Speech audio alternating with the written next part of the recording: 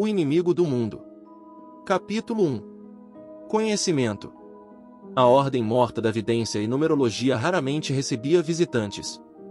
Seus membros eram os mais devotos seguidores de Thanatos em todo o mundo de Arton, mais fiéis até do que os próprios clérigos da deusa do conhecimento. No entanto, os videntes mortos não eram clérigos, não recebiam as bênçãos da deusa e jamais eram escolhidos para passar a eternidade ao seu lado após a morte. Apesar disso, a lealdade desses membros era inquebrável. Eles aceitavam viver e morrer dentro do mosteiro, nascendo de pais e mães pertencentes à ordem, crescendo entre as crianças da ordem, trabalhando nela por toda a vida e, por fim, sendo cremados dentro do mosteiro, enquanto suas almas eram aprisionadas pela eternidade em artefatos de metal e vidro. Tudo isso porque o poder que possuíam era grandioso demais para ser compartilhado. Há muito tempo, os membros da Ordem Morta da Vidência e Numerologia compreenderam que um padrão permeava toda a existência, todas as vidas dos mortais e as ações dos deuses. Assim, eles conseguiam prever o futuro do universo por meio dos números. Suas equações infinitas, complexas além do conhecimento convencional, calculavam as possibilidades e variações do destino da criação. Eles produziam augúrios baseados em probabilidades e estatísticas, profecias calculadas que eram transcritas em longos pergaminhos repletos de números. Por isso, eles se mantinham isolados do mundo. Na verdade, nunca haviam vivido. Os clérigos de Thanatos jamais podiam se recusar a responder a qualquer pergunta. Essa era a doutrina da deusa do conhecimento, a lei pela qual aqueles que recebiam o seu favor deveriam viver. A vida dos membros da Ordem Morta da Vidência e Numerologia era a negação dessa resposta. O Eladarion, artefato que representava o sumo sacerdote de Thanatos, possuía todo o conhecimento dos maiores clérigos da deusa, tanto os que viviam como os que já haviam vivido. O conhecimento da Ordem deveria permanecer inacessível ao Eladarion e, portanto, seus membros jamais poderiam se tornar clérigos. Mesmo após a morte, eles nunca poderiam correr o risco de revelar o que sabiam e, por isso, eram aprisionados pela eternidade no interior dos globos de metal e vidro. Um infinito escuro e imóvel. Esse era o preço do conhecimento e da devoção suprema à sua deusa. As visitas de Thanatos, a única entre deuses imortais que conhecia a ordem, eram o ápice da vida de qualquer membro, embora várias gerações passassem sem que a deusa se manifestasse. Mesmo assim, o trabalho continuava com diligência. Os números, os cálculos, o futuro e o destino do mundo, assim como o destino daqueles que nasciam na ordem, traçado desde o início. E a morte ainda na infância para aqueles cujos números indicavam que seriam rebeldes. Os videntes mortos rezavam para nunca errar um cálculo, mas Thanatos jamais respondia. Por isso, houve pânico quando um visitante envolto em brumas chegou ao mosteiro da Ordem Morta de Vidência e Numerologia. A elfa caminhava distraída entre os vários humanos, a maioria deles envoltos em mantos cinzentos, que corriam em todas as direções. Logo foi abordada por uma dezena de homens armados com espadas, alabardas e arcos. Você tem duas escolhas, disse o que parecia ser o líder, empunhando uma espada que quase alcançava sua altura. Viver aqui pelo resto de sua longa vida ou morrer neste exato momento. A existência deste lugar não deve sair destas paredes. As ameaças eram reais. Parte dos membros da ordem treinava com fanatismo o uso de armas, prontos para eliminar qualquer intruso que, por algum infortúnio, encontrasse o mosteiro, oculto dos olhos mortais e divinos por brumas impenetráveis. O homem com a espada sabia que, em outro local, outros videntes mortos já estavam preparados para destruir todos os registros da ordem, caso a intrusa se revelasse poderosa demais para seus irmãos armados. Era melhor destruir o trabalho de eras do que revelar o conhecimento proibido. Os 10 guardas aguardaram por um momento de silêncio. Na ausência de qualquer resposta, eles fizeram menção de atacar. Então, a elfa levantou os olhos, e todos puderam ver em seu rosto uma tristeza que ultrapassava as expectativas. Alguns guardas caíram de joelhos, chorando convulsivamente. Outros permaneceram imóveis, dominados por uma vontade súbita de consolar aquela criatura envolta em miséria infinita. Todos deixaram suas armas caírem no chão. Os cabelos curtos e púrpuras da elfa, mesmo caindo displicentemente sobre seu rosto, não conseguiam esconder suas lágrimas.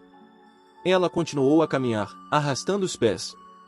Um rastro de lágrimas marcava seu caminho, e onde as lágrimas caíam, flores nasciam apenas para murchar logo em seguida, ficando marrons ou enegrecidas. A beleza da elfa era paralisante, mas por onde ela passava, desolação e o cheiro de rosas mortas se espalhavam. Em pouco tempo, a agitação cessou à medida que os videntes mortos reconheceram quem era sua visitante. Nenhuma de suas equações havia previsto esse evento. O mosteiro ficou em silêncio, até as crianças calaram suas vozes, os bebês pararam de chorar, os animais ficaram em silêncio. Nem mesmo um grilo, nem mesmo um rato.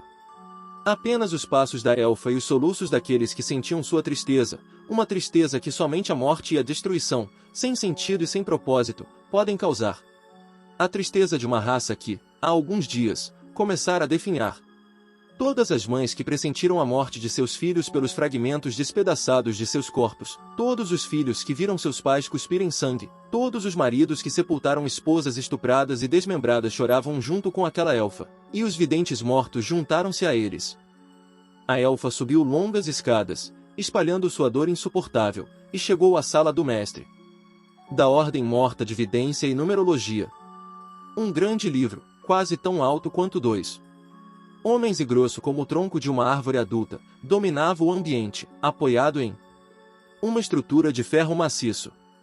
Havia outros livros e pergaminhos aos milhares, e penas, e tinta e ábacos, e números, mais números do que um homem poderia contar em toda sua vida. Cheiro de mofo, forte. Em um canto, um velho, embrulhado em seus mantos cinzentos, encolhido no chão, seu corpo saltando com soluços dolorosos. Conseguiu olhar na direção da elfa e falar apenas uma palavra. Chega! A mulher suspirou. Limpou os olhos com as costas da mão, com a deselegância de quem já não se importa mais.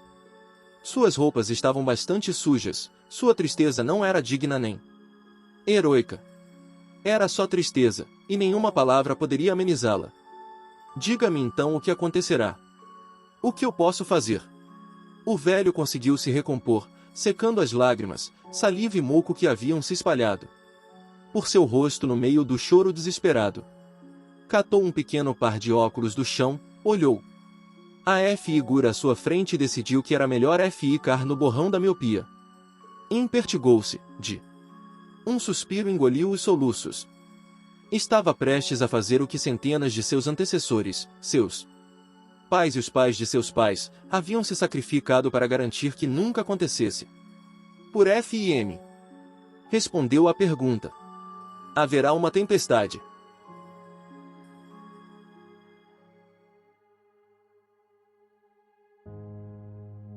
A elfa retornou ao seu lar, encontrando quase todas as árvores mortas. Descobria, aos poucos, que suas forças estavam esgotadas para cuidar daquelas que ainda sobreviviam. O crepúsculo já se estendia por vários dias, e todos temiam o que aconteceria quando finalmente anoitecesse.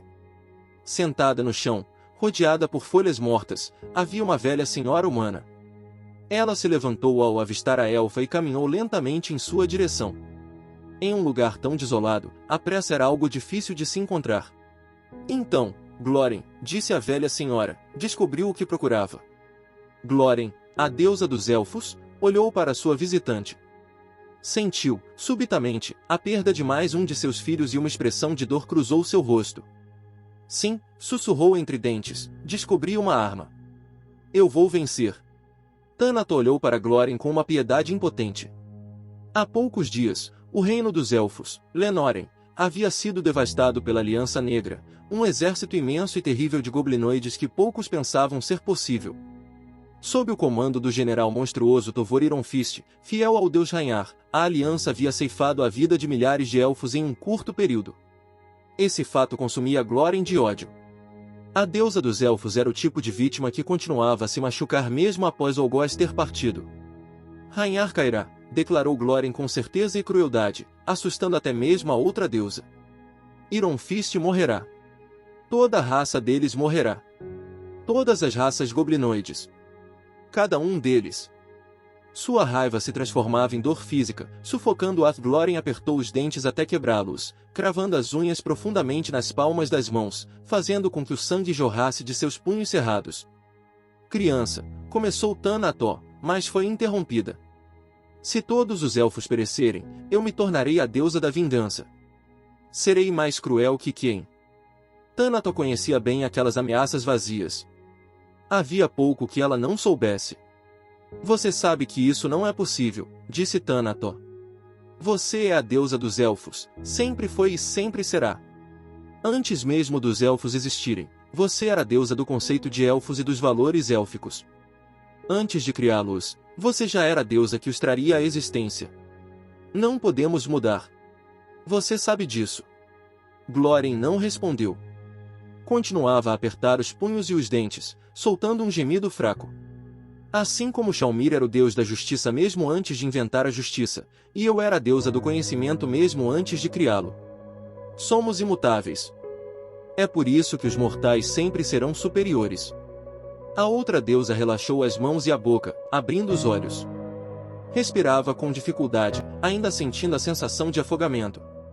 Não é verdade. Não pode ser, murmurou. Os mortais nos cultuam. Os mortais fazem o que desejam, Glórien, disse Thanatos. Eles são o que desejam ser. Podem ser ferreiros, sapateiros, magos ou guardas. Enquanto nós estamos eternamente aprisionados em nossas celas de poder imensurável. Nunca poderemos mudar. A deusa dos elfos parecia prestes a desmoronar novamente. Seu corpo tremia intensamente. Pode ser fácil para você falar. Você é a deusa do conhecimento, cultuada por todas as raças. Mas o que farei se todos os meus filhos morrerem? Questionou Glórien, agora parecendo uma criança confusa, fazendo perguntas à mulher mais velha enquanto a odiava por saber as respostas. Acredite ou não, somos todos tão frágeis quanto você, continuou Thanatos. Se todas as bibliotecas forem destruídas, todo o conhecimento do mundo não durará mais do que algumas gerações dos mortais, e sabemos como eles perecem rapidamente.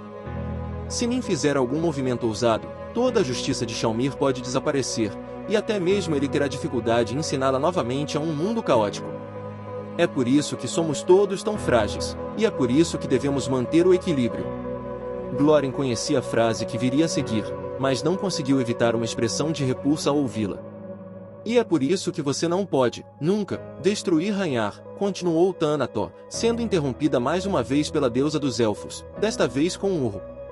Thanatos aguardou pacientemente até que Glórien se silenciasse, mantendo seu olhar de avó fixo nela, esperando que a elfa falasse. Eu tenho medo. Tanto medo.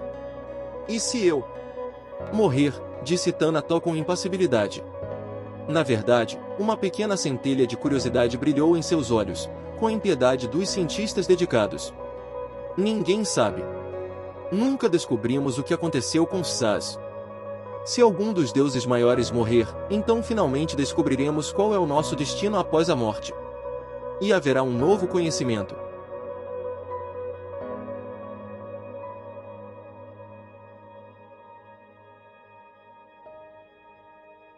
A conversa com Thanatos não foi capaz de dissuadir Glórien. Ela sentia que Thanatos e todos os outros deviam a ela por não terem intervindo quando a Aliança Negra destruiu Lenórien. A revelação da existência e localização da Ordem Morta de Vidência e Numerologia era apenas o começo para pagar essa dívida. Glórien sabia que agora tinha uma arma, se conseguisse colocar seu plano em prática. A tempestade que se aproximava varreria todos os seus inimigos. Ela moveu a primeira peça. Anos atrás, em algum lugar de Arton, uma menina meio-elfa foi adotada pelas clérigas de um templo de Lena, que decidiram chamá-la de Nishaela.